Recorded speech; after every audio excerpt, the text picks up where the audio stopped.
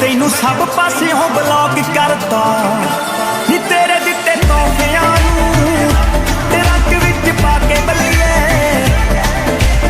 ਉੱਪਰੋਂ ਮੈਂ ਜਿੰਦਾ ਲਾ ਕੇ ਲੌਕ ਕਰਤਾ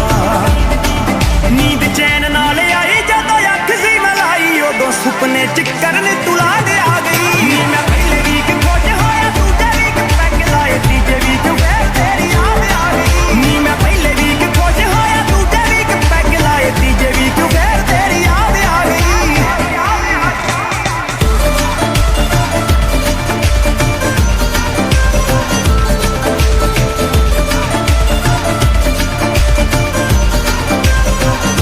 ਹੋਇਆ ਮੈਂ ਫਿਲਮ ਦੇਖ ਕੇ ਨੀ ਓਨੀ ਵਾਰੀ ਰੋਇਆ ਹੰਨੇ ਜਿੱਥੇ ਜਿੱਥੇ ਗੱਲਾਂ ਸਾਡੀਆਂ ਸੀ ਮੈਚ ਕੀਤੀਆਂ ਨੀ ਖਿੱਚੀਆਂ ਮੈਂ ਰੋਂਦੇ ਰੋਂਦੇ ਨੇ ਭੇਜਣ ਲਈ ਤੇਰੇ ਵੱਲ ਨੂੰ ਈਮੇਲ ਵਿੱਚ ਫੋਟੋਆਂ ਅਟੈਚ ਕੀਤੀਆਂ ਜਦੋਂ ਨਾਮ ਤੇਰਾ ਪਾਇਆ ਫਿਰ ਚੇਤਾ ਮੈਨੂੰ ਆਇਆ ਇਹ ਤਾਂ ਉਹੀ ਜਿਹੜੀ ਕਰ ਬਰਬਾਦ ਖਾ ਗਈ ਨੀ ਮੈਂ ਪਹਿਲੇ ਵੀਕ ਖੁਸ਼ ਹੋਇਆ ਦੂਜੇ ਵੀਕ ਪੈਗ ਲਾਏ ਤੀਜੇ ਵੀਕ ਫਿਰ ਤੇਰੀ ਯਾਦ ਆ ਗਈ ਨੀ ਮੈਂ ਪਹਿਲੇ ਵੀਕ ਖੁਸ਼ ਹੋਇਆ ਦੂਜੇ ਵੀਕ ਪੈਗ ਲਾਏ ਤੀਜੇ ਵੀਕ ਫਿਰ ਤੇਰੀ ਯਾਦ ਆ ਗਈ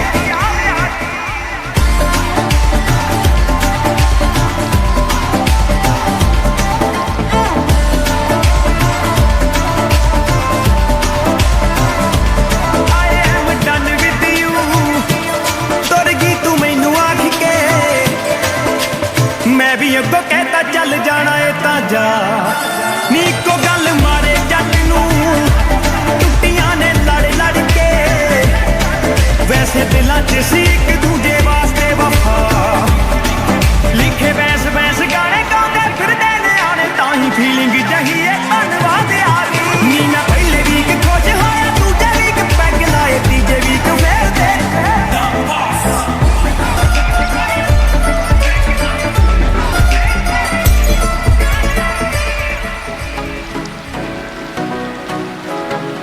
ਆਓ ਗੌਲਦਾ ਨੀ ਅਲੜਾਂ ਦੇ ਦਿਲ ਤੋੜ ਕੇ ਹੱਸਦਾ ਏ ਤੇਰੇ ਨਾਲ ਟੇਵੇ ਜੋੜ ਕੇ ਗੌਲਦਾ ਨੀ ਅਲੜਾਂ ਦੇ ਦਿਲ ਤੋੜ ਕੇ ਹੱਸਦਾ ਏ ਤੇਰੇ ਨਾਲ ਟੇਵੇ ਜੋੜ ਕੇ ਜੱਟ ਦੇ ਡ੍ਰੀਮ ਲੈਣ ਲੱਖਾਂ ਕੁੜੀਆਂ ਮੁੰਡਾ ਤੇਰੇ ਲੈਂਦਾ ਏ ਨੀ ਖਾਬ ਦੇਖ ਲੈ ਚੁਣ ਕੇ ਤੂੰ ਲੈ ਗਈ ਚੋਪੜਾ ਚੋਂ ਗੱਭਰੂ ਗੱਟੀਏ ਨੀ ਆਪਣੇ ਤੂੰ ਭਾਗ ਦੇਖ ਲੈ ਚੁਣ ਕੇ ਤੂੰ ਲੈ ਗਈ ਚੋਪੜਾ ਚੋਂ ਗੱਭਰੂ ਗੱਟੀਏ ਨੀ ਆਪਣੇ ਤੂੰ ਭਾਗ ਦੇਖ ਲੈ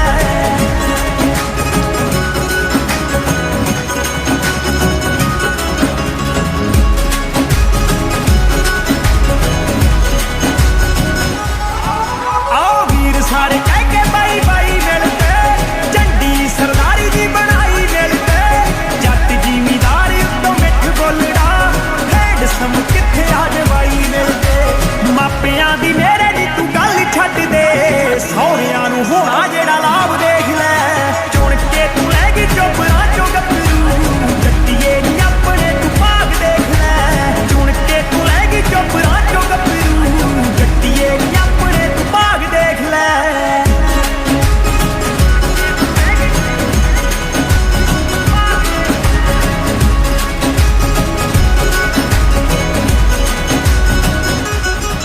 ਆਓ ਰੈੱਡ ਪਟਿਆਲਾ ਸ਼ਾਹੀ ਪੱਗ ਬੱਲੀਏ ਸਾਰਿਆਂ ਚੋਂ ਲੱਗਦਾ ਅਲੱਗ ਬੱਲੀਏ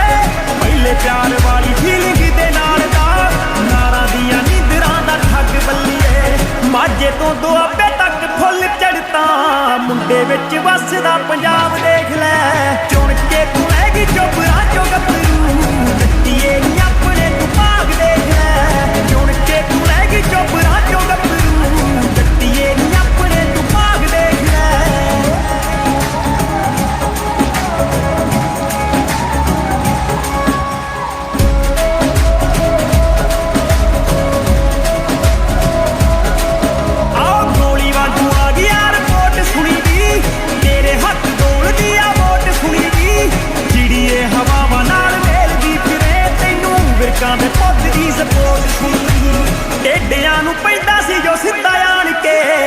ਤੇ ਤੇਰੇ ਆ ਗਿਆ ਹਿਸਾਬ ਦੇਖ ਲੈ ਚੁਣ ਕੇ ਤੂੰ ਲੈ ਗਈ ਚੋਪੜਾ ਚੋਂ ਗੱਭਰੂ ਜੱਟੀਏ ਨੀ ਆਪਣੇ ਤੂੰ ਭਾਗ ਦੇਖ ਲੈ ਚੁਣ ਕੇ ਤੂੰ ਲੈ ਗਈ ਚੋਪੜਾ ਚੋਂ ਗੱਭਰੂ ਜੱਟੀਏ ਨੀ ਆਪਣੇ ਤੂੰ ਭਾਗ ਦੇਖ ਲੈ ਚੁਣ ਕੇ ਤੂੰ ਲੈ ਗਈ ਚੋਪੜਾ ਚੋਂ ਗੱਭਰੂ ਜੱਟੀਏ ਨੀ ਆਪਣੇ ਤੂੰ ਭਾਗ ਦੇਖ ਲੈ ਚੁਣ ਕੇ ਤੂੰ ਲੈ ਗਈ ਚੋਪੜਾ ਚੋਂ ਗੱਭਰੂ ਜੱਟੀਏ ਨੀ ਆਪਣੇ ਤੂੰ ਭਾਗ बिछड़ना लोग मर थोड़ी ना जानते मर तो मैं पहले दिन ही गया ਸੀ पर अज दूजी बारी मार के चली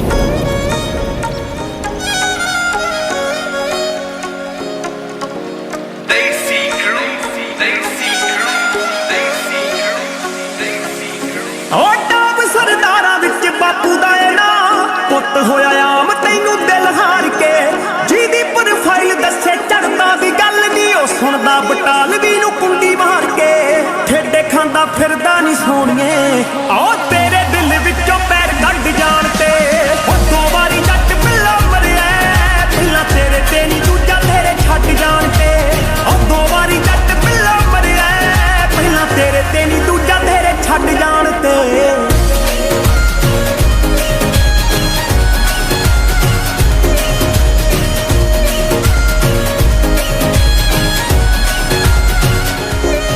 ਬੰਕ ਮਾਰ ਕੇ ਦਿਖਾਇਆ ਤੈਨੂੰ ਸ਼ਿਮਲਾ ਤੂੰ ਵੀ ਸੈਮੀਨਾਰ ਆਈ ਘਰੇ ਬੋਲ ਕੇ ਟਾਈਟੈਨਿਕ ਦੇ ਪੋਜ਼ ਤੇਰੇ ਫੇਵਰਿਟ ਉਹ ਕਿੰਨੇ ਮਾਰਦੀ ਸੀ ਸਨ ਰੂਫ ਖੋਲ ਕੇ ਨਿੱਤ ਮਿਲਦੀ ਸੀ ਪਹਿਲਾਂ ਤੂੰ ਕਲਾਸ ਤੋਂ ਨੀ ਤੇਰੀ ਮਾਰਨਿੰਗ ਹੁੰਦੀ ਉਦੋਂ ਗੁੱਡ ਆਣ ਕੇ ਉਹ ਦੋ ਵਾਰੀ ਜੱਟ ਪਿੱਲਾ ਮਰਿਆ ਪਹਿਲਾਂ ਤੇਰੇ ਤੇ ਨੀ ਦੂਜਾ ਤੇਰੇ ਛੱਡ ਜਾਣ ਤੇ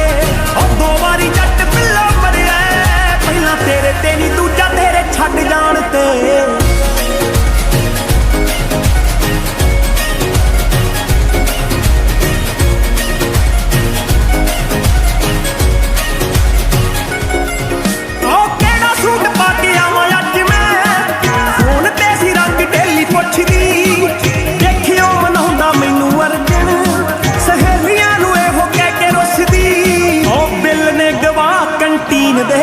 ਵਿਦ ਟਿਪ ਤਾਰੇ ਨੋਟਾਂ ਦਾ ਫਲੱਡ ਜਾਣ ਕੇ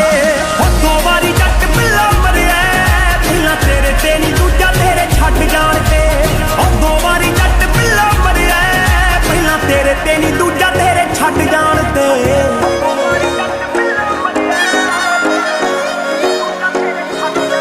ਸੀਨ ਹਾਲੇ ਤੱਕ ਚੇਤੇ ਮੈਨੂੰ ਸੋਹਣੀਏ ਚੋਰੀ ਤੇਰੇ ਹੋਸਟਲ ਆਉਣ ਦਾ ਵਾਰਡਨਾਂ ਤੋਂ ਗਾਲਾਂ ਵਾਲੀ ਵਾਰਨਿੰਗ ਤੇ ਪਹਿਲੀ ਵਾਰੀ ਥਾਣੇ ਪੈਰ ਪਾਉਣ ਦਾ ਅੱਜ ਤਾਈਂ ਬਾਪੂ ਟੋਟ ਮਾਰਦਾ ਗੱਡੀ ਕਰਦੀ ਸ਼ਰਾਬ ਨਾਲ ਰੱਜ ਜਾਣ ਤੇ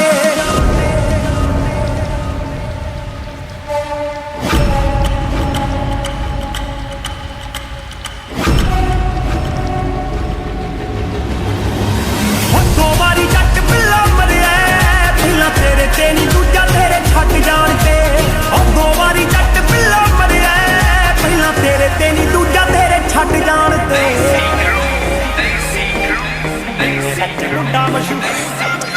ਉਹ ਪਹਿਲੀ ਵਾਰੀ ਮਿਲੇ ਆਪਾਂ ਸੰਗ ਦੇ ਸੰਗਾਉਂਦੇ ਉਹ ਦੂਜੀ ਵਾਰੀ ਮਿਲੇ ਆਪਾਂ ਕੌਫੀ ਦੇ ਬਹਾਨੇ ਤੀਜੀ ਵਾਰੀ ਕਾਹਦੀ ਤੈਨੂੰ ਫਿਲਮ ਵਿਖਾਈ ਨਹੀਂ ਚੌਥੀ ਵਾਰੀ ਆ ਕੰਮ ਹੋ ਗਿਆ ਰਕਾਨੇ ਨੀ ਇਹ ਜਿਹਨੇ ਵੀ ਇਹ ਕੀਤਾ ਨਹੀਂ ਉਹ ਠੀਕ ਨਹੀਂ ਸਾਲਾ ਚਰਚਾ ਨਜਾਇਜ਼ ਦੂਰ ਦੂਰ ਹੋ ਗਿਆ ਸਾਡੀ ਇਕੱਠਿਆਂ ਦੀ ਫੋਟੋ ਹੋ ਗਈ ਲੀਕ ਨਹੀਂ ਇੰਨੇ ਵਿੱਚ ਮੁੰਡਾ ਮਸ਼ਹੂਰ ਹੋ ਗਿਆ ਸਾਡੀ ਇਕੱਠਿਆਂ ਦੀ ਫੋਟੋ ਹੋ ਗਈ ਲੀਕ ਨਹੀਂ ਇੰਨੇ ਵਿੱਚ ਮੁੰਡਾ ਮਸ਼ਹੂਰ ਹੋ ਗਿਆ ਮਸ਼ਹੂਰ ਹੋ ਗਿਆ ਨਹੀਂ ਇੰਨੇ ਵਿੱਚ ਮੁੰਡਾ ਮਸ਼ਹੂਰ ਹੋ ਗਿਆ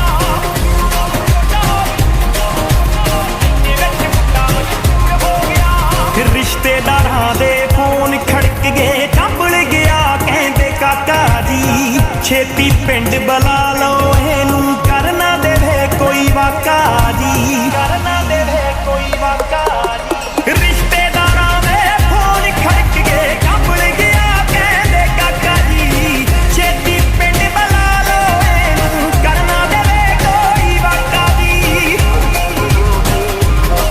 ਸਾਡਾ ਰੁੱਸ ਗਿਆ ਚਾਚਾ ਅਮਰੀਕ ਨੀ ਨਾਲੇ ਗੁੱਸੇ ਮੇਰਾ ਮਾਮਾ ਭਰਪੂਰ ਹੋ ਗਿਆ ਸਾਡੀ ਇਕੱਠਿਆਂ ਦੀ ਫੋਟੋ ਹੋ ਗਈ ਲੀਕ ਨੀ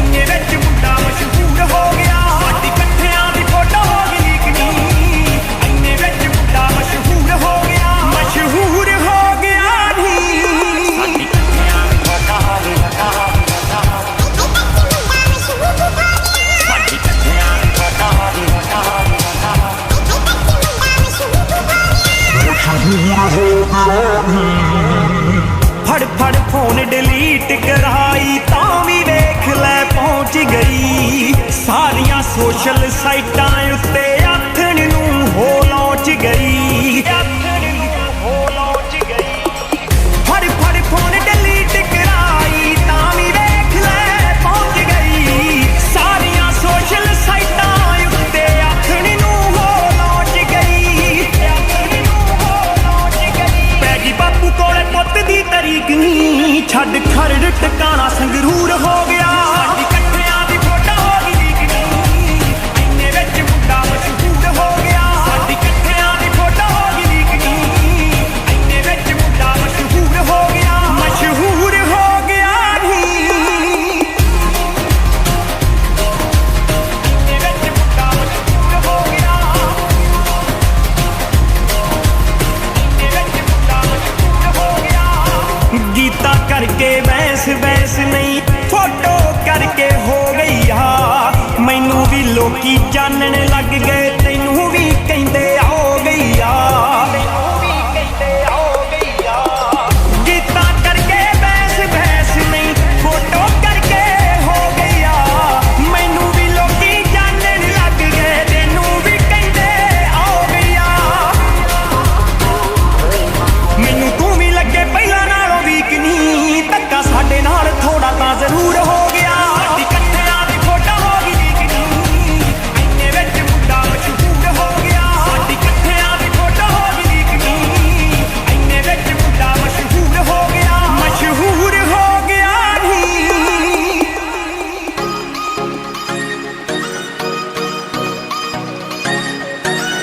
ਉਹ ਹੈਂਡਸਮ ਜੱਟਾ ਜਿਵੇਂ ਭੁੱਲੇਗਾਰ ਕਾਲ ਨੂੰ ਜਾਣਦੀਆਂ ਤੈਨੂੰ ਵੇ ਮੈਂ ਵੱਡੇ ਖੱਬੀ ਖਾਨ ਨੂੰ ਉਹ ਹੈਂਡਸਮ ਜੱਟਾ ਜਿਵੇਂ ਭੁੱਲੇਗਾਰ ਕਾਲ ਨੂੰ ਜਾਣਦੀਆਂ ਤੈਨੂੰ ਵੇ ਮੈਂ ਵੱਡੇ ਖੱਬੀ ਖਾਨ ਨੂੰ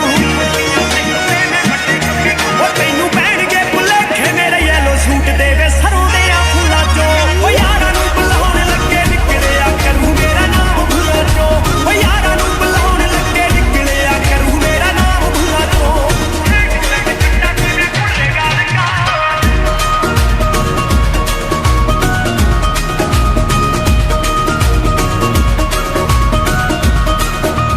ਪੜ ਕੇ ਪੁਰਾਣੇ ਮੇਰੇ ਖੱਤ ਵੇਖ ਹੋਏਗਾ ਪਿਆ ਤੂੰ ਜਵਾਰੇ ਵਿੱਚ ਛੱਤ ਵੇਖ ਹੋਏਗਾ ਪੜ ਕੇ ਪੁਰਾਣੇ ਮੇਰੇ ਖੱਤ ਵੇਖ ਹੋਏਗਾ ਪਿਆ ਤੂੰ ਜਵਾਰੇ ਵਿੱਚ ਛੱਤ ਵੇਖ ਹੋਏਗਾ ਚਾਬੀਆਂ ਤੇ ਭਾਂਡਿਆਂ ਚੋਂ ਦਿਖਿਆ ਕਰੂੰ ਮੈਂ ਸਾਰਿਆਂ ਹੀ ਟੂਲਾਂ ਚੋਂ ਉਹ ਯਾਰਾਂ ਨੂੰ ਬੁਲਾਉਣ ਲੱਗੇ ਨਿਕਲਿਆ ਕਰੂ ਮੇਰਾ ਨਾਮ ਭੁੱਲਾਂ ਚੋਂ ਉਹ ਯਾਰਾਂ ਨੂੰ ਬੁਲਾਉਣ ਲੱਗੇ ਨਿਕਲਿਆ ਕਰੂ ਮੇਰਾ ਨਾਮ ਭੁੱਲਾਂ ਚੋਂ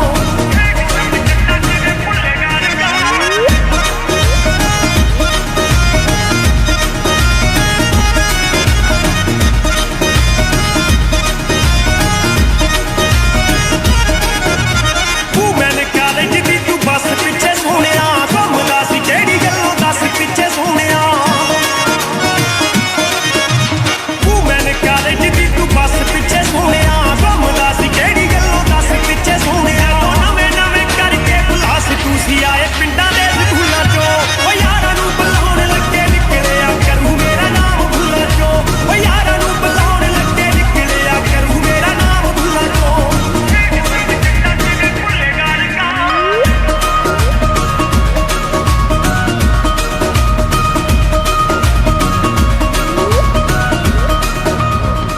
ਵੈਸ ਗੋਦ ਮੇਰੇ ਨਾਮ ਪਿੱਛੇ ਲਾ ਕੇ ਵੇ ਹੁਣ ਕਿੱਥੇ ਚੱਲਿਆ ਤੂੰ ਇੱਥੇ ਤੱਕ ਆ ਕੇ ਵੇ ਉਹ ਵੈਸ ਗੋਦ ਮੇਰੇ ਨਾਮ ਪਿੱਛੇ ਲਾ ਕੇ ਵੇ ਹੁਣ ਕਿੱਥੇ ਚੱਲਿਆ ਤੂੰ ਇੱਥੇ ਤੱਕ ਆ ਕੇ ਵੇ ਪਤਾ ਨੀ ਜੱਟ ਕਿੱਥੇ ਗਈ ਉਹ ਗੱਲ ਤੇਰਿਆਂ ਅਸੂਲਾਂ ਚੋਂ ਉਹ ਯਾਰਾਂ ਨੂੰ ਬੁਲਾਉਣ ਲੱਗੇ ਨਿਕਲਿਆ ਕਰੂ ਮੇਰਾ ਨਾਮ ਭੁੱਲਾਂ ਚੋਂ ਉਹ ਯਾਰਾਂ ਨੂੰ ਬੁਲਾਉਣ ਲੱਗੇ ਨਿਕਲਿਆ ਕਰੂ ਮੇਰਾ ਨਾਮ ਭੁੱਲਾਂ ਚੋਂ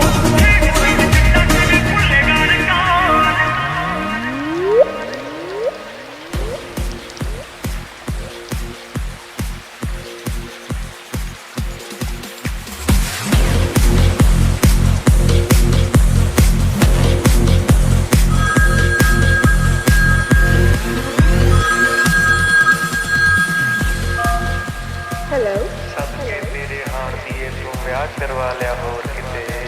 ਫੋਨ ਤੇ ਹੀ ਸੁਣ ਲਿਆ ਕਰ ਦਿਲ ਸਾਡੇ ਦਾ ਸ਼ੋਰ ਕਿਤੇ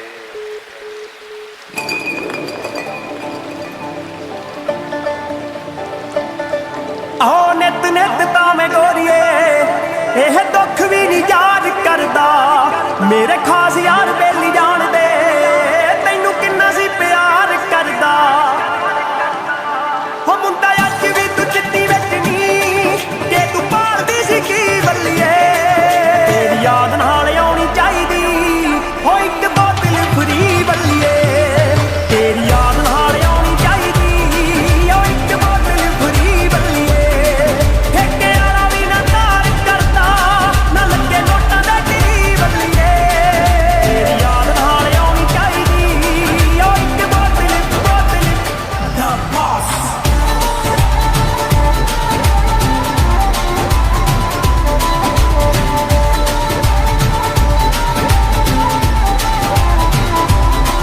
ਕਿਵੇਂ ਫੀਲਿੰਗਾਂ ਨੂੰ ਸੈੱਟ ਕਰੇਗੀ ਤੂੰ ਵੀ ਬਾਹਰ ਰਿਗਰੈਟ ਕਰੇਗੀ ਸੌਖਾ ਭੁੱਲਿਆ ਨਹੀਂ ਜਾਣਾ ਯਾਰ ਨੂੰ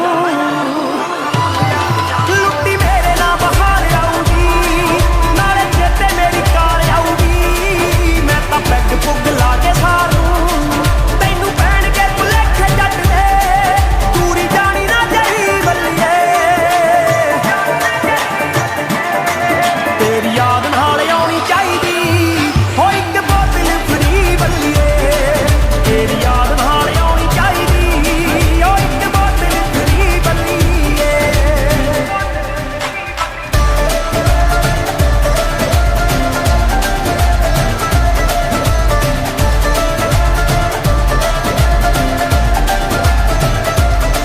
ਤੇਰੀ ਮੇਰੀ ਕਿੰਨੀ ਐਸ਼ ਹੁੰਦੀ ਸੀ ਨੀ ਜਦੋਂ ਤੇਰੀ ਫਰਮਾਇਸ਼ ਹੁੰਦੀ ਸੀ ਮੈਂ ਵੱਟਾਂ ਵਾਲੀ ਪੱਗ ਬੰਨਦਾ ਮੂੰਹ ਵੱਲ ਨੂੰ ਇਸ਼ਾਰਾ ਕਰਕੇ ਮੈਨੂੰ ਆਖਦੀ ਸੀ ਬਾਂਹ ਫੜ ਕੇ ਕਿ ਤੂੰ ਜੱਟਾ ਪੀਸ ਚੰਨਦਾ ਉਹੀ ਚੰਨਿਆ ਬਠਿੰਡੇ ਚੜਦਾ ਜੋ ਤੇਰੇ ਚੜਦਾ ਸਰੀ ਬੱਲੀਏ ਤੇਰੀ ਯਾਦ ਨਾਲ ਆਉਣੀ ਚਾਹੀਦੀ ਹੋ ਇੱਕ ਬੋਤਲ ਫਰੀ ਬੱਲੀਏ ਤੇਰੀ ਯਾਦ ਨਾਲ ਆਉਣੀ ਚਾਹੀਦੀ ਹੋ ਇੱਕ ਬੋਤਲ ਫਰੀ ਬੱਲੀਏ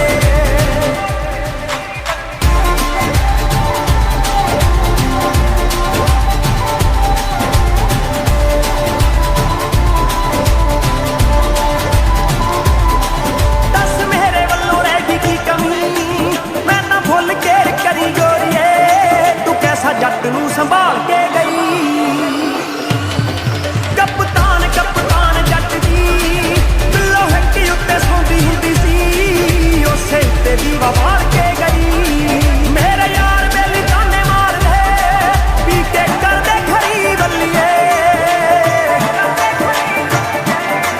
ਤੇਰੀ ਯਾਦ ਨਾਲ ਆਉਣੀ ਚਾਹੀਦੀ ਹੋ ਇੱਕ ਬੋਤਲ ਫਰੀ ਬੱਲੀਏ ਤੇਰੀ ਯਾਦ ਨਾਲ ਆਉਣੀ ਚਾਹੀਦੀ ਹੋ ਇੱਕ ਬੋਤਲ ਫਰੀ ਬੱਲੀਏ ਤੇਰੀ ਯਾਦ ਨਾਲ ਆਉਣੀ ਚਾਹੀਦੀ ਹੋ ਇੱਕ ਬੋਤਲ ਫਰੀ ਬੱਲੀਏ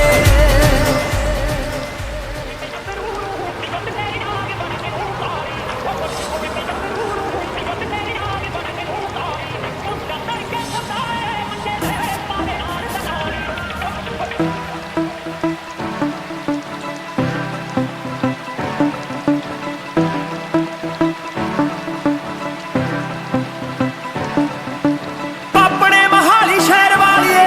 ਰੰਗ ਚਿੱਟਾ ਤੇਰਾ ਦਿਲ ਦੀ ਏ ਕਾਲੀਏ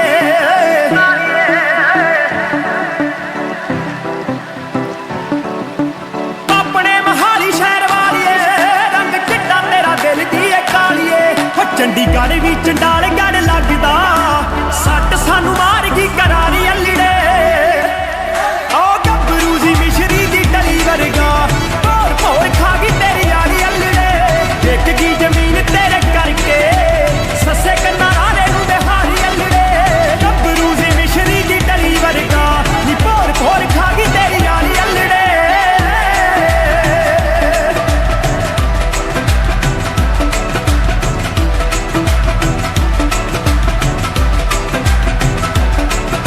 ਮੈਂ ਨਵਾਂ ਬਾਹਰ ਵੀ ਸੀ ਆਇਆ ਕਰਕੇ ਪਤਾ ਨਹੀਂ ਕਦੋਂ ਤੂੰ ਕਰੀਬ ਕਰ ਗਈ ਦਿਲ ਕਰੇ ਤੇਰਾ ਪਾਸਪੋਰਟ ਪਾੜਦਾ 2.5 ਸਾਲਾਂ ਵਿੱਚ ਤੂੰ ਗਰੀਬ ਕਰ ਗਈ 2.5 ਸਾਲਾਂ ਵਿੱਚ ਤੂੰ ਗਰੀਬ ਕਰ ਗਈ ਫਿਰ ਟਿਕਟ ਕਰਾਈ ਆਕਲੈਂਡ ਦੀ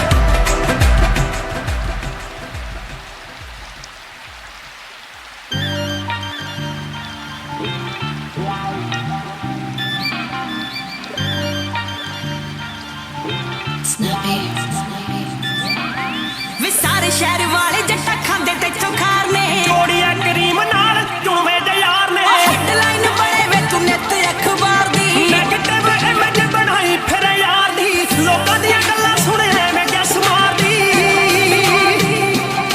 आ हुंदा नित तेरा रौला वे तू जिंदगी सवारी नहीं ओ फिर तैनू जट बारे पूरी जानकारी नहीं फिर तैनू जट बारे पूरी जानकारी नहीं फिर तैनू जट बारे पूरी जानकारी नहीं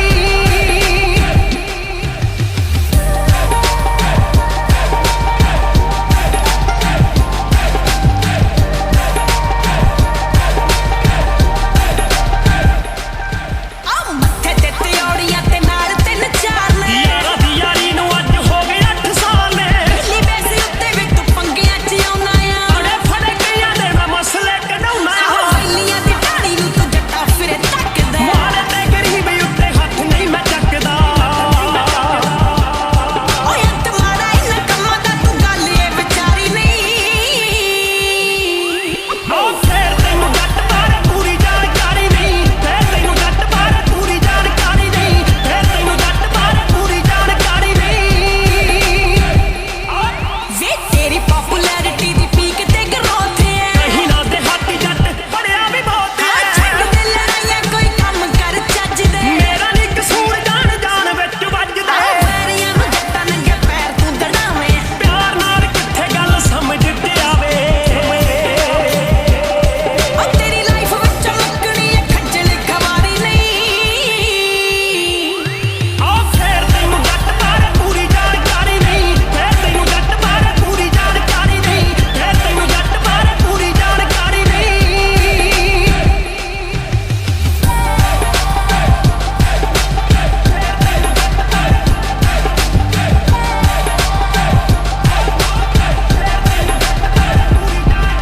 ਆ ਮੋਟਰ ਤੇ ਨੱਤ ਤੇਰੀ ਮੀਟਿੰਗ ਹੈ ਸ਼ਾਮ ਦੀ खावा भावें थोड़ी पर खावा ना हराम दी ਰੋਜ਼ ਬੱਤੀ ਬੋਰਦੀਆਂ ਸੁਣਾ ਮੈਂ ਆਵਾਜ਼ਾਂ सेफ्टी नू रखा लावें गलती अंदाजा ਨਾਮ ਰੈਬ ਹੰਜਰਾਏ ਲੋਕ ਬਹੁਤ ਚਾਹੁੰਦੇ ਨੇ रंबे आला आके बुलाउंदे ने ਹਾਂ ਵੇ ਤੂੰ ਫਿਰਦਾ ਏ ਵੇਲਾ ਤੇਰੇ ਸਿਰ ਜ਼ਿੰਮੇਵਾਰੀ ਨਹੀਂ ओ फिर तैनू जट बारे ओ फिर तैनू जट बारे ओ फिर तैनू जट बारे पूरी जानकारी नहीं फिर तैनू जट बारे पूरी जानकारी नहीं फिर तैनू जट बारे पूरी जानकारी नहीं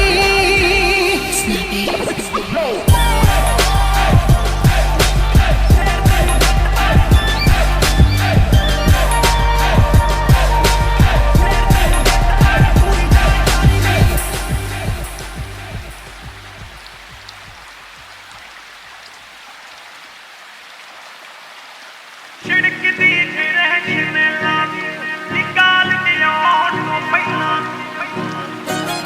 छिड़कदी रहन ला तू निकाल दियां तो पहिला तू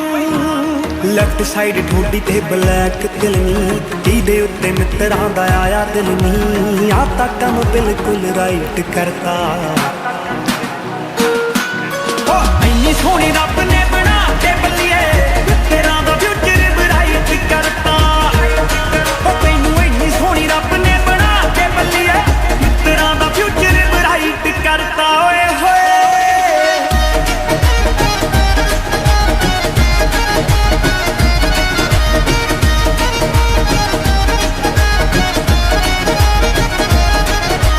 ਤੋਰੀਆਂ ਗੱਲਾਂ ਦੇ ਵਿੱਚ ਟੋਏ ਬੱਲੀਏ ਦਿਲ ਕਰੇ ਦੇਖੀ ਓਏ ਹੋਏ ਬੱਲੀਏ ਤੋਰੀਆਂ ਗੱਲਾਂ ਦੇ ਵਿੱਚ ਟੋਏ ਬੱਲੀਏ ਦਿਲ ਕਰੇ ਦੇਖੀ ਓਏ ਹੋਏ ਨੀ ਤੂੰ ਜੱਚਦੀ ਏ ਭਾਲੀ ਲਾ ਕੇ ਐਨ ਇੰਜ ਕਾਲੀ ਦਿਲੋਂ ਦਿਲ ਦਾ ਮਾਹੌਲ ਜਮਾ ਨਾਈਟ ਕਰਤਾ ਹੋ ਇੰਨੀ ਸੋਹਣੀ ਰੱਬ ਨੇ ਬਣਾ ਕੇ ਬੱਲੀਏ ਤੇਰਾ ਦਾ ਫਿਊਚਰ ਬਰਾਈਟ ਕਰਤਾ ਹੋ ਤੈਨੂੰ ਇੰਨੀ ਸੋਹਣੀ ਰੱਬ ਨੇ ਬਣਾ ਕੇ ਬੱਲੀਏ ਤੇਰਾ ਦਾ ਫਿਊਚਰ ਬਰਾਈਟ ਕਰਤਾ ਓਏ ਹੋਏ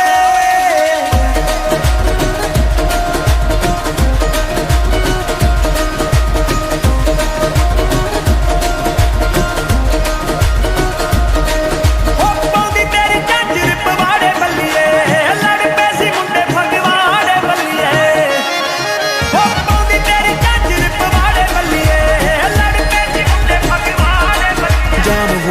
ਸੀ ਟਾਊਨ ਤੂੰ ਕਰਾਤੇ ਸ਼ੀਸ਼ੇ ਡਾਊਨ ਪੁਲਿਸ ਨੇ ਨਾਕਾ ਕਹਿੰਦੇ ਟਾਈਟ ਕਰਤਾ ਹੋ ਇੰਨੀ ਸੋਹਣੀ ਰੱਬ ਨੇ ਬਣਾ ਕੇ ਬੱਲੀਏ ਤੇਰਾ ਦਾ ਫਿਊਚਰ ਬ੍ਰਾਈਟ ਕਰਤਾ ਹੋ ਤੈਨੂੰ ਇੰਨੀ ਸੋਹਣੀ ਰੱਬ ਨੇ ਬਣਾ ਕੇ ਬੱਲੀਏ ਤੇਰਾ ਦਾ ਫਿਊਚਰ ਬ੍ਰਾਈਟ ਕਰਤਾ ਓਏ ਹੋਏ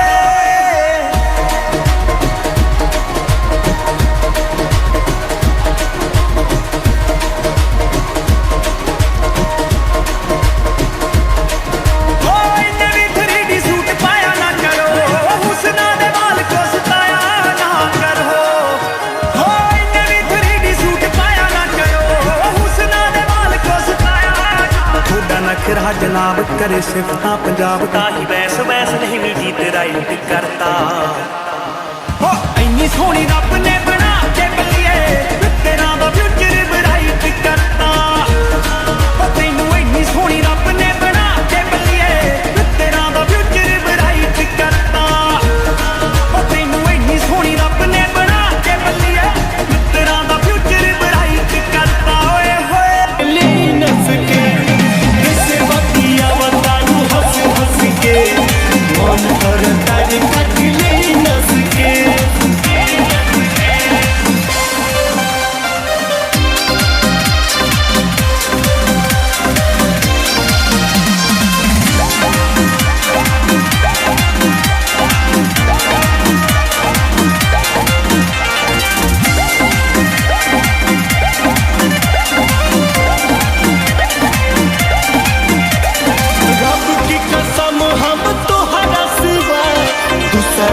के ना चाहनी हो तू हमारा के चाहे लू सोच के बड़ी खुश रहनी हो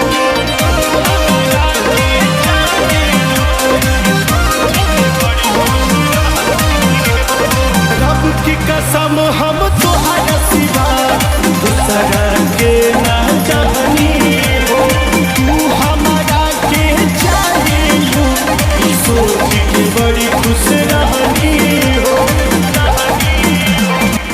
अब सोचने वाली बात ये थी कि ये आदमी कौन था। दोस्तों, ये डेविड था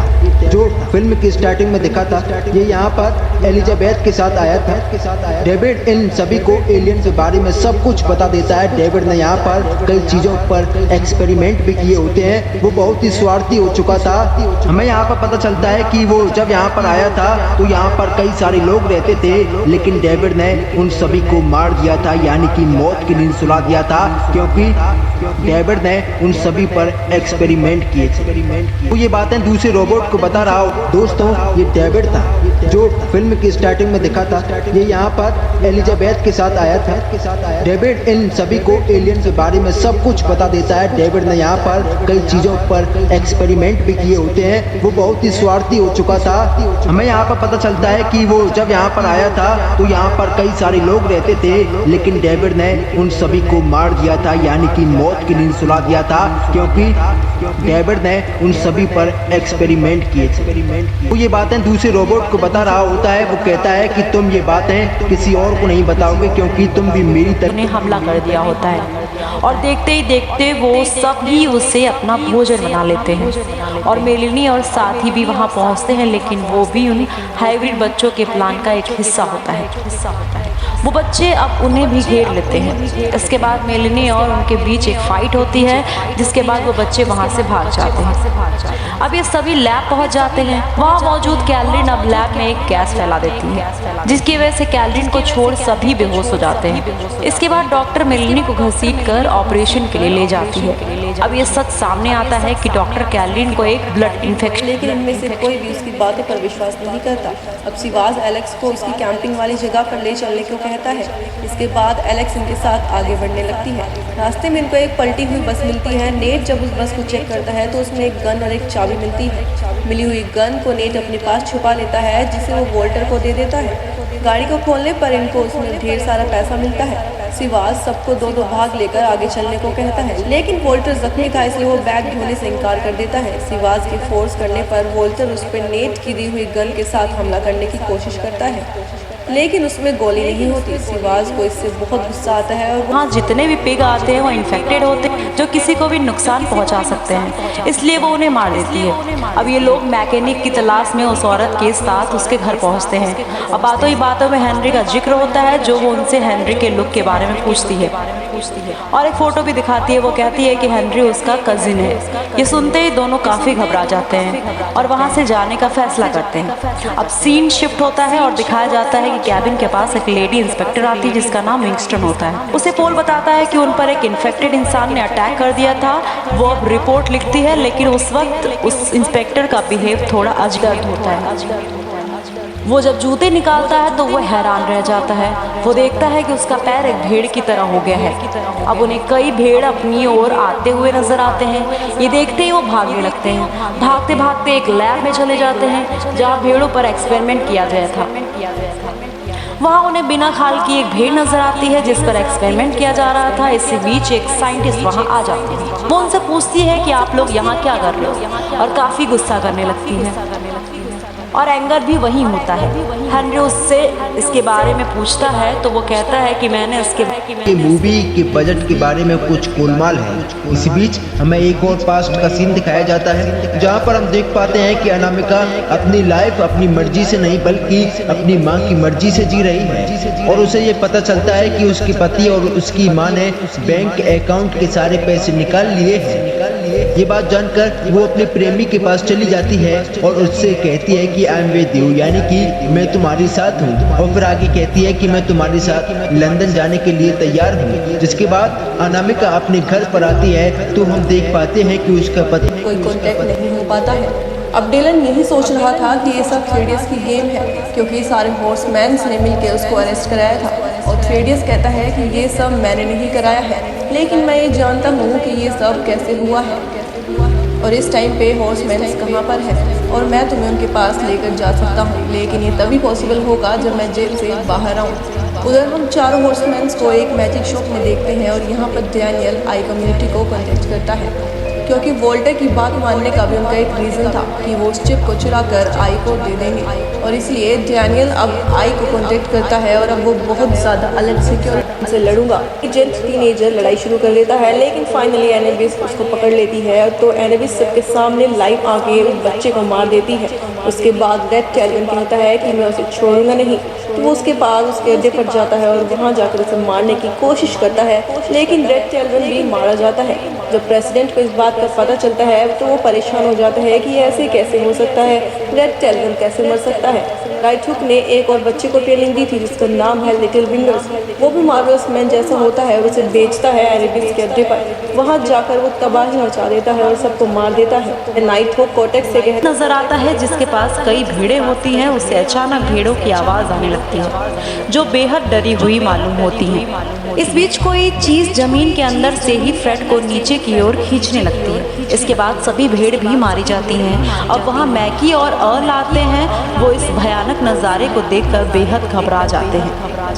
वो लोग फ्रेड को ढूंढने लगते हैं, फिर उन्हें ज़मीन पर उसकी कैप दिखाई देने लगती है। वो उसको उठाते ही वहाँ से 4 कदम की दूरी पर हट जाते हैं। दरअसल हैट के नीचे फ्रेड का कटा हुआ सिर होता है। ये देखने के बाद दोनों वहाँ से भाग खड़े ऑफ करने के लिए बोलता है, जिसके बाद सभी लाइट्स को बुझा दिया जाता है। अब उसकी बॉडी का चेकअप होता है तो पता चलता है कि वो बिल्कुल नॉर्मल इंसान की तरह ही काम कर रहा है। इसी तरह 3 दिन गुजर जाते हैं। अब उसे वापस विजिबल होने के लिए एंटीडोज को इंजेक्ट किया जाना होता है। इंजेक्ट करने के बाद उसके शरीर में तेज दर्द होने लगता है। इसके साथ ही वो विजिबल भी नहीं हो पाता है। इसे अब ऐसा लगता है कि वो मरने वाला है। उसकी हालत काफ़ी ख़राब होने लगती है। इसे देख उसके सहयोगी उसे एक मास्क लेप लगा देते हैं। अब धीरे धीरे वो मेंटली डिस्टर्ब भी होने लगा था। इसे लेकर काफ़ी परेशान भी था। जिंदा बच पाती है उस लड़की का नाम होता है सैली। उस लड़की ने पुलिस को अपना बयान दर्ज कराया था, जिसके बाद उसने इस बारे में किसी को भी नहीं बताया, यानी कि इस बारे में उसने कभी भी डिस्कस नहीं किया, क्योंकि दोस्तों ये बहुत ही भयावह कांड था। दोस्तों उस बयान में उसने एक खूनी का जिक्र किया था। खूनी ने चमड़े का मास्क पहना हुआ था, इसलिए वो उसका असली चेहरा देख नहीं पाई।